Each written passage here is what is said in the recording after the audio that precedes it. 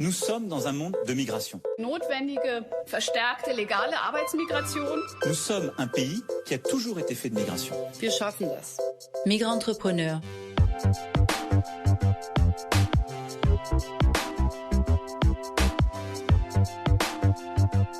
Hallo und herzlich willkommen zu unserer deutsch-französischen Podcast-Serie Migrant-Entrepreneur, einem gemeinsamen Podcast des Europäischen Dialogprogramms der Friedrich-Naumann-Stiftung für die Freiheit und der deutsch-französischen Stimmen der Jugend. Mein Name ist Jeanette Süß, ich bin European Affairs Managerin bei der Friedrich-Naumann-Stiftung in Brüssel und leite dort auch die Frankreich-Aktivitäten. Hallo, ich bin Sébastien Martin, Gründer und Vorsitzender der deutsch-französischen Stimmen der Jugend, abgekürzt mit DFSJ. Migrant-Entrepreneur stellt Erfolgsgeschichten von migrantischen Gründerinnen und Gründern in Frankreich und Deutschland vor. Wir wollen herausfinden, wie migrantisches Unternehmertum die Gesellschaft in den beiden Ländern prägt, welche Rolle es für Innovation spielt und was sich politisch noch verändern muss.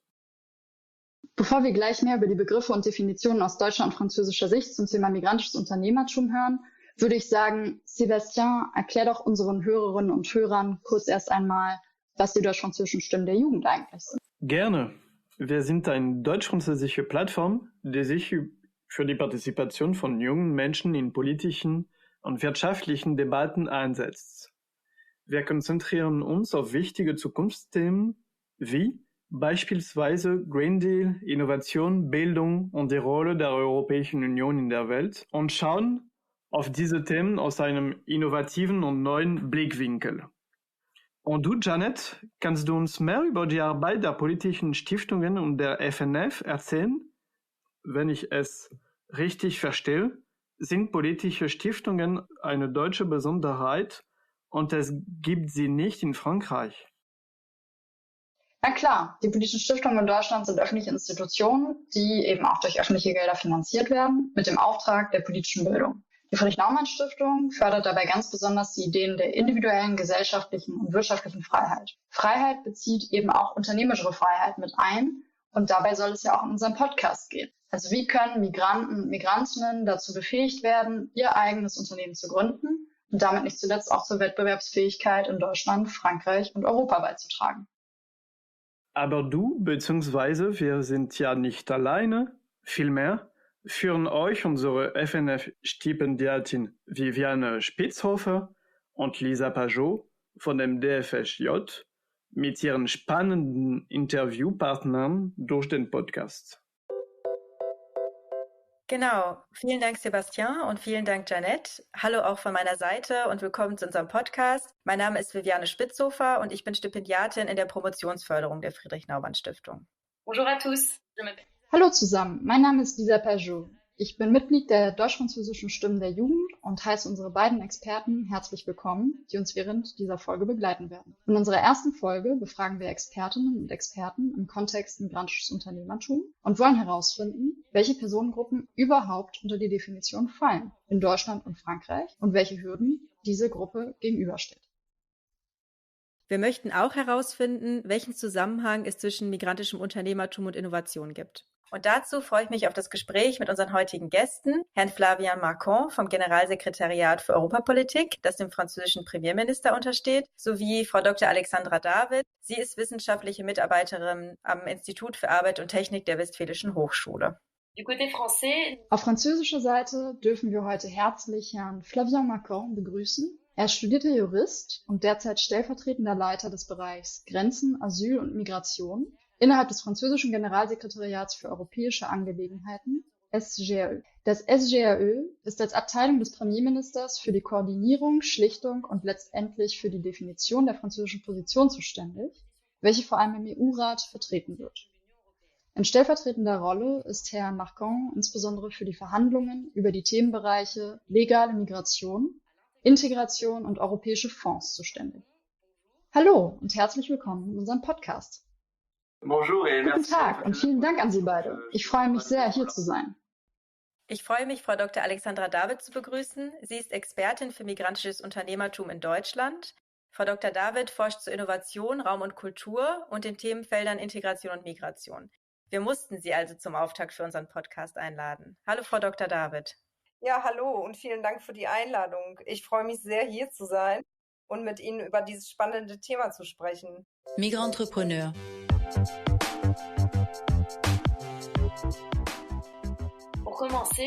Zunächst scheint es, als sei der Begriff des migrantischen Unternehmertums ein Konzept, das in der Öffentlichkeit kaum bekannt ist. Die Frage ist also, über wen genau reden wir hier eigentlich?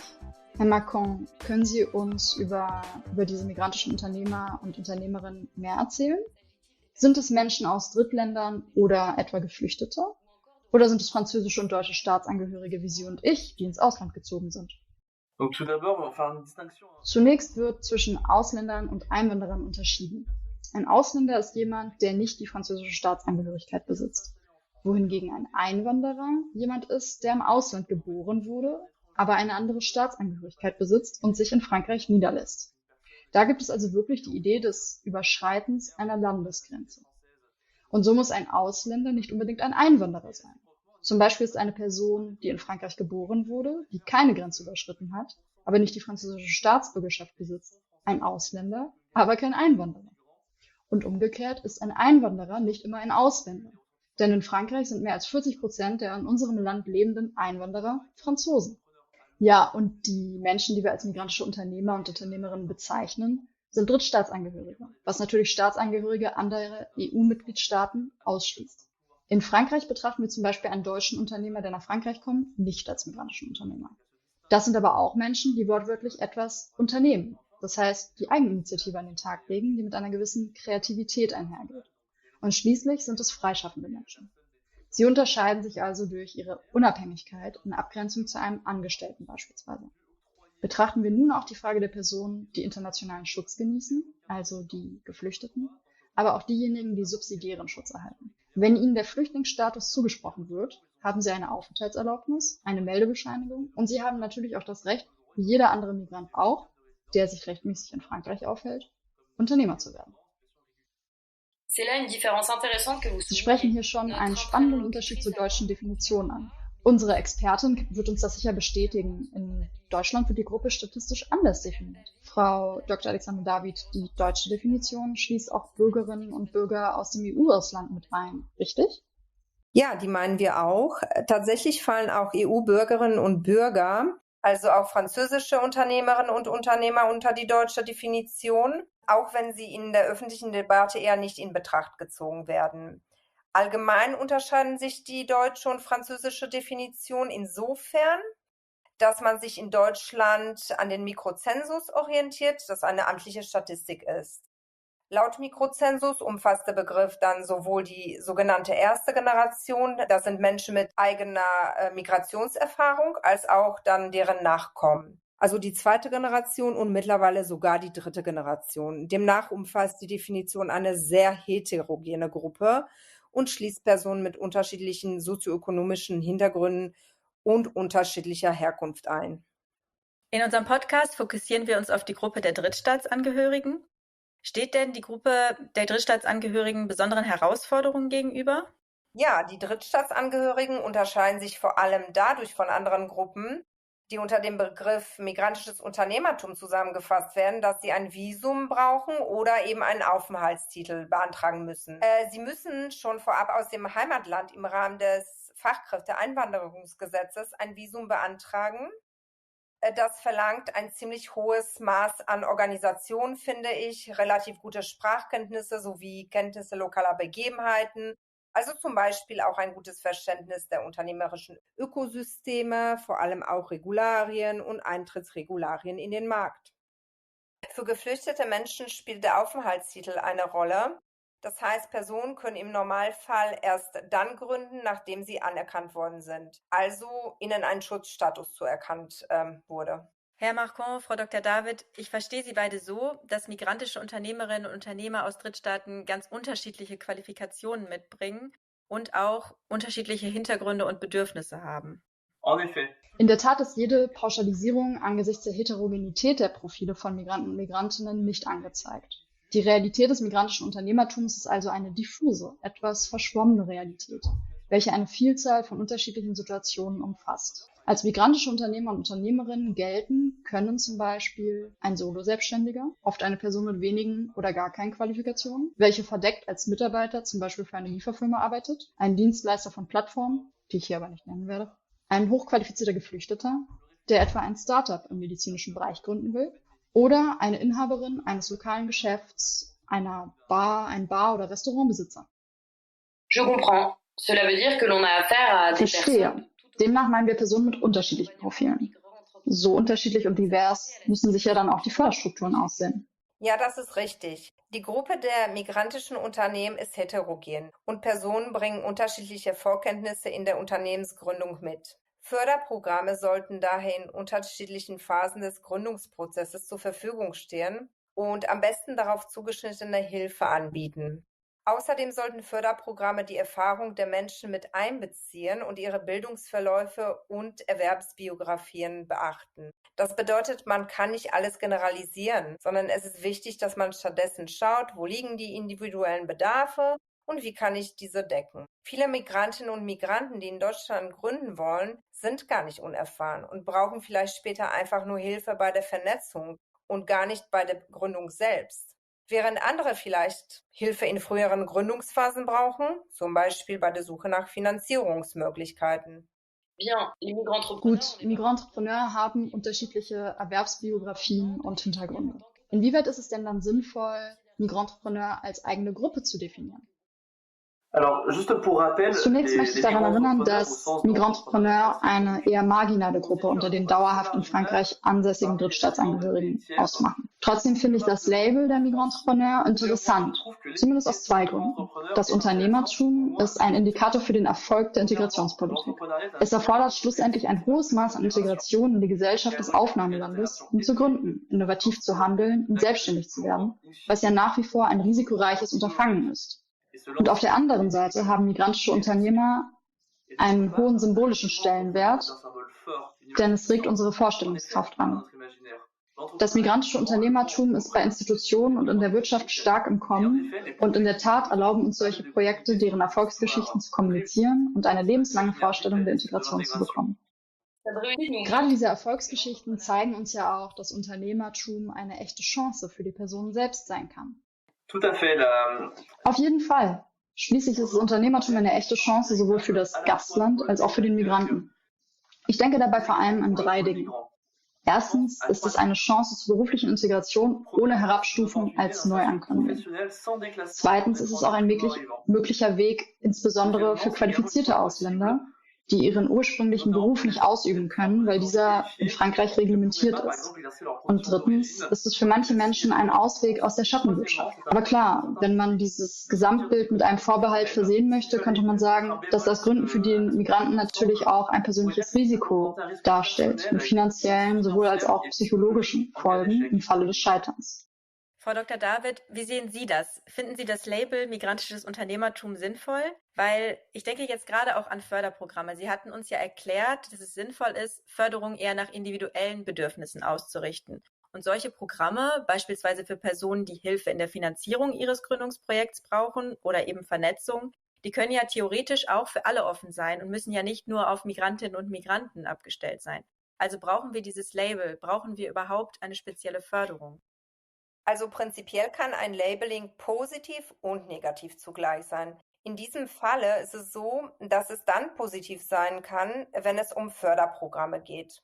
Migrantische Unternehmerinnen und Unternehmer brauchen spezielle Maßnahmen dann, wenn diese Maßnahmen zum Beispiel auf den Erwerb von Sprachkenntnissen abzielen oder wenn sie potenzielle kulturelle Unterschiede ansprechen, die Zugänge zu Finanzen erleichtern, Barrieren bei der Bürokratie abbauen oder aber auch die Antidiskriminierungsmaßnahmen darstellen. Dann ist es sinnvoll und okay zu labeln und zu kategorisieren, wobei man schon aber vorsichtig sein sollte und hauptsächlich spezifische Bedürfnisse der Zielgruppe im Blick behalten sollte. Darüber hinaus ist das Credo oder eher mein Credo: Förderung muss sich auf der individuellen Ebene abspielen und auf unterschiedliche Realitäten abgestimmt werden, um Chancengleichheit herauszustellen. Insofern sollten wir schon den Abstand von der Kategorisierung Migranten, Migrantinnen nehmen Und stattdessen sollte verinnerlicht werden, dass unterschiedliche Kategorien und Individuen eine zielgruppengerechte Förderung brauchen. Wir können also festhalten, dass finanzielle und ideelle Unterstützung wichtige Faktoren sind. Für unsere Zuhörerinnen und Zuhörer wäre es sicher auch interessant zu verstehen, welche rechtlichen Zuwanderungsmöglichkeiten eigentlich für Drittstaatsangehörige existieren, die zu uns kommen wollen, um zu gründen. Die bestehenden Möglichkeiten sind Teil eines rechtlichen Rahmens, der sehr reichhaltig ist und durch seine Reichhaltigkeit mitunter komplex zu begreifen ist. Im Großen und Ganzen würde ich sagen, dass es 4 Hauptkomponenten gibt. Die erste ist die Aufenthaltserlaubnis für Gewerbetreibende, Industrielle und Handwerker. Die zweite ist die befristete Aufenthaltserlaubnis für Arbeitssuchende oder Unternehmensgründer. Und die dritte ist eine mehrjährige Aufenthaltserlaubnis mit dem sogenannten Talent Pass, dem Passeport Talent, für Unternehmensgründer und damit nur für ein bestimmtes Publikum gedacht, zum Beispiel für Hochschulabsolventen mit innovativen Forschungsarbeiten. Und schließlich eng mit dem dritten Aufenthaltstitel verbunden, das French Tech Visa for Founders, ein Talentpass für innovative Wirtschaftsprojekte. Sie sehen also, dass wir mit diesen 4 Titeln sehr unterschiedliche Zielgruppen ansprechen und dies entspricht der Heterogenität der Profile, die wir bereits erwähnt haben. Andererseits gibt es für jede dieser Regelungen spezifische Bedingungen und bestimmte zu erbringende Nachweise. Und dies kann natürlich für Personen, die möglicherweise die Sprache des Gastlandes nicht beherrschen, sehr komplex sein. Frau Dr. David, ist das in Deutschland ähnlich? Sie hatten ja zu Beginn unseres Gesprächs schon darauf hingewiesen, dass gerade Drittstaatsangehörige eine ganze Reihe an Formalien erfüllen müssen. Zum Beispiel müssen sie schon vorab aus dem Ausland ein Visum beantragen über das Fachkräfteeinwanderungsgesetz. Und für die Beantragung des Visums müssen Migrantrepreneur einen umfassenden Businessplan vorlegen. Sie müssen auch angeben, wo in Deutschland sie gründen wollen. Das heißt, Migrantrepreneur müssen schon vor der Einreise nach Deutschland sehr gut über nationale, aber eben auch regionale Voraussetzungen Bescheid wissen. Absolut. All das sind Hürden, die diese Menschen überwinden wollen und müssen. Wenn ich aus dem Ausland ein Visum beantrage, muss ich bereits wissen, wie die lokalen Begebenheiten aussehen. Zum Beispiel, wenn ich einen Buchladen in Münster eröffnen möchte, muss ich schon vorher wissen, wie viele Buchläden gibt es dort schon. Ich muss wissen, wer sind meine potenziellen Kundenstämme. Und das ist eine Herausforderung, wenn Sie aus dem Ausland lokale Gegebenheiten analysieren und kennen müssen. Dann wird es schwierig. Insofern können wir davon ausgehen, dass wenn jemand aus den Drittstaaten nach Deutschland kommt, um zu gründen, ist die Person wirklich sehr gut vorbereitet und bringt ganz viel Potenzial mit, was definitiv gefördert werden sollte. Frau Dr. David, als Expertin für migrantisches Unternehmertum können Sie uns sicher auch etwas zum Stand von umgesetzten Projekten sagen. Zum Beispiel solche, die Best Practices benennen, und viele Projekte haben ja zum Ziel, Lösungen zu entwickeln, um eben migrantisches Unternehmertum zu fördern. Es gibt auf EU-Ebene zum Beispiel das Projekt Migrant Acceleration for Growth, Network for Entrepreneurship Training, MAGNET, und es gibt mehrere OECD-Studien zum Thema und ganz viele andere Projekte. Woran fehlt es aber noch? Ja, in der Tat gibt es diese Projekte, die Sie genannt haben, und darüber hinaus noch Netzwerke wie zum Beispiel das EMAN, European Migrant Entrepreneurship Network, oder auch einzelne Projekte wie das Enter to Transform, die versuchen, ein Umfeld für migrantisches Unternehmertum zu schaffen und dabei Geflüchtete oder Drittstaatsangehörige zu adressieren. Meiner Meinung nach sind die Programme nach wie vor relativ wenig vernetzt, und das ist etwas, was wir im Grunde genommen seit, ich würde fast schon sagen, einem Jahrzehnt immer wieder diskutieren. Sie adressieren auch nicht unbedingt die Arbeit in regionalen Ökosystemen. Wir sollten stärker überlegen, was können diese Netzwerke? Was ist das für ein Wissen, was dort wirklich gebündelt wird? Und was kann man daraus regional für die Menschen vor Ort verwenden? Dazu fehlt noch mehr Unterstützung durch politische Akteure zum Beispiel, die den Prozess dahingehend begleiten könnten. Das wäre für mich der zukünftige Fokus. Herr Macron, von der Regierungsseite können Sie uns bestimmt auch etwas zu Maßnahmen erklären, die die Regierung getroffen hat, um Menschen den Einstieg in ein Entrepreneurship zu erleichtern.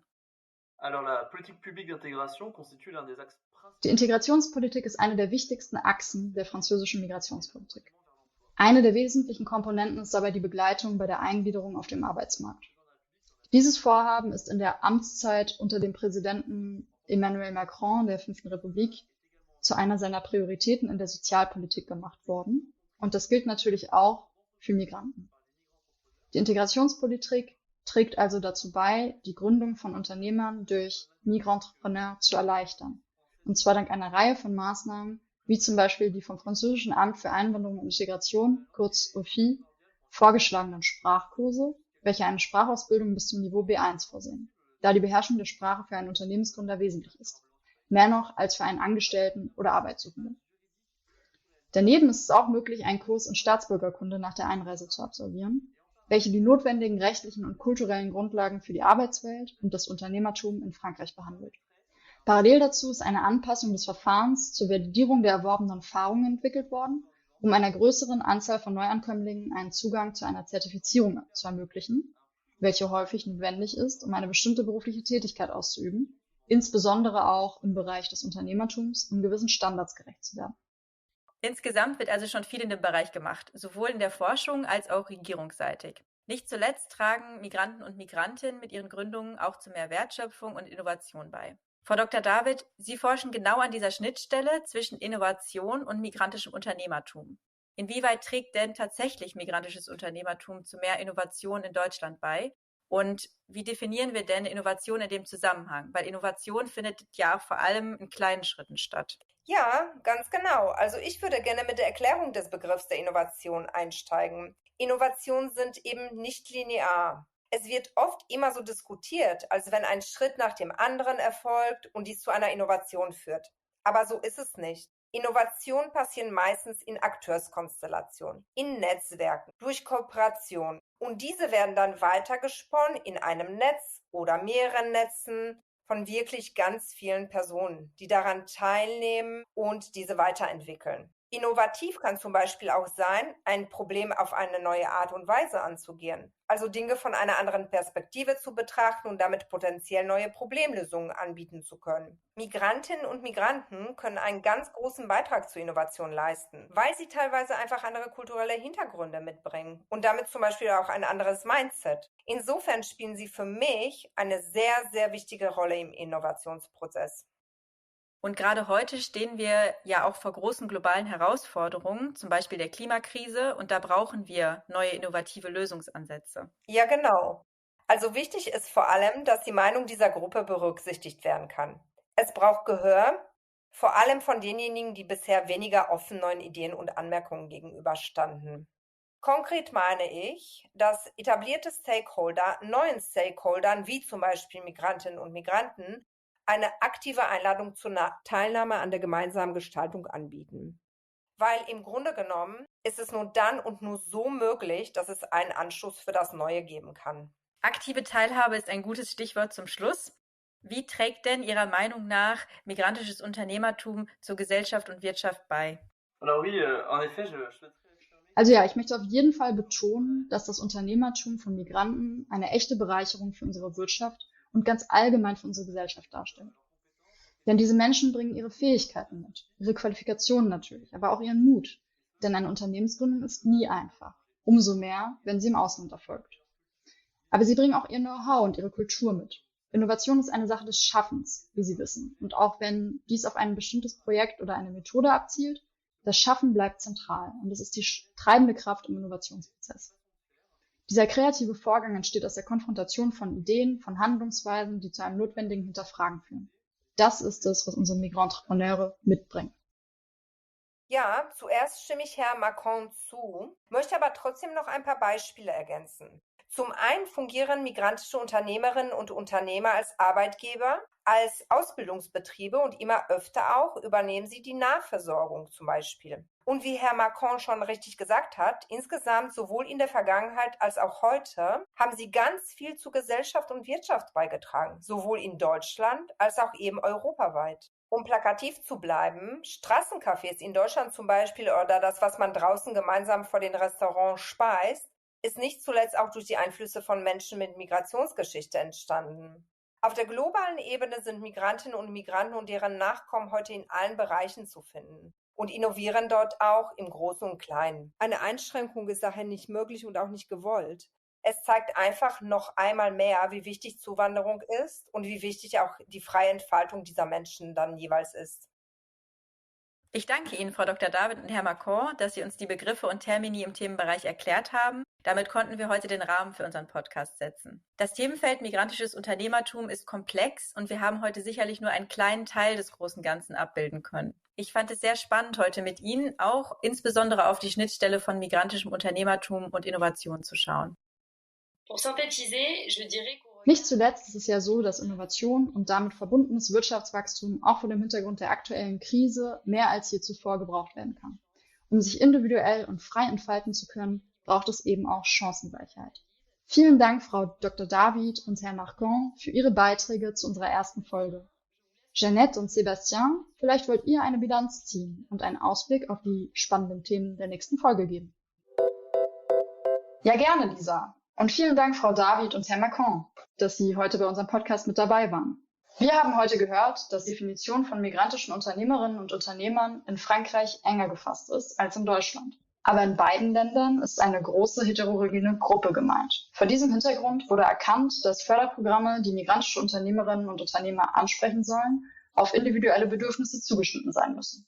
In beiden Ländern sind die rechtlichen Rahmenbedingungen für eine Einreise komplex gestaltet, was potenzielle Gründerinnen und Gründer vor bürokratische Hürden stellt, die insbesondere ohne Vorkenntnisse der deutschen oder eben französischen Sprache schwer zu überwinden sind. Was ich heute aus dem Gespräch mit unseren Gästen mitnehme, ist, dass migrantische Unternehmerinnen und Unternehmer sowohl in Deutschland als auch in Frankreich ein Symbol für gelungene Integration sein können und dass sie die moderne Gesellschaft und Wirtschaft in Deutschland und Frankreich mit aufgebaut und beeinflusst haben.